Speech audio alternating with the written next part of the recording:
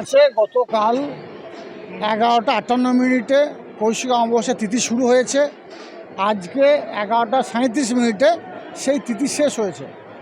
আপনারা জানেন, শুধু আমার বাংলা নয়, ভারতবর্ষ এবং দেশ দেশান্তর থেকে যারা তারা মায়ের ভক্ত তারা সকলে এসেছে, মায়ের কাছে পুষ্পার্ঘ নিবেদন করেছে, পরিবারের সুস্বাস্থ্য এবং পরিবার উন্নতি কামনা করেছে। আমাদের এখানে বর্তমানে আমি কঙ্কালীতলা এরিয়াতে রয়েছি।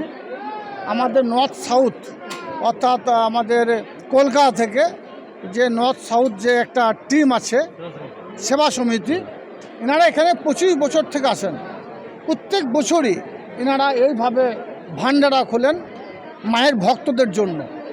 তো আজকে এই সেবা সমিতি প্রায় 12 থেকে 14,000 মায়ের ভক্তদের খাবার পরিবেশন করছে।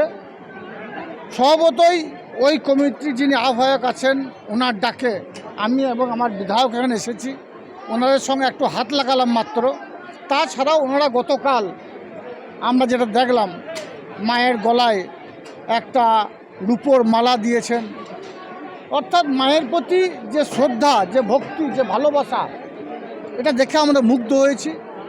আর আপনারা জানেন, আমাদের মাননীয় মুখ্যমন্ত্রী মাননীয় মমতা বন্দ্যোপাধ্যায় সব সময়ের জন্য বলে থাকেন, ধর্ম যার যার, উৎসব সবার। তো এই ধর্মটা অবশ্যই সনাতন ধর্মে বিশ্বাসী, হিন্দু ধর্মে বিশ্বাসী ভাই বোনদের মায়েদের জন্য। আমি ইসলাম ধর্মে বিশ্বাসী মানুষ, কিন্তু ধর্মটা ওনাদের, উৎসবটা আমার।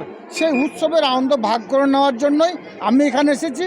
বিধায়ক সাহেবও সেই একই উদ্দেশ্যে এখানে আসা, এবং উনিও পূজা অর্চনা করলেন, মাকে ফুল নিবেদন করলেন।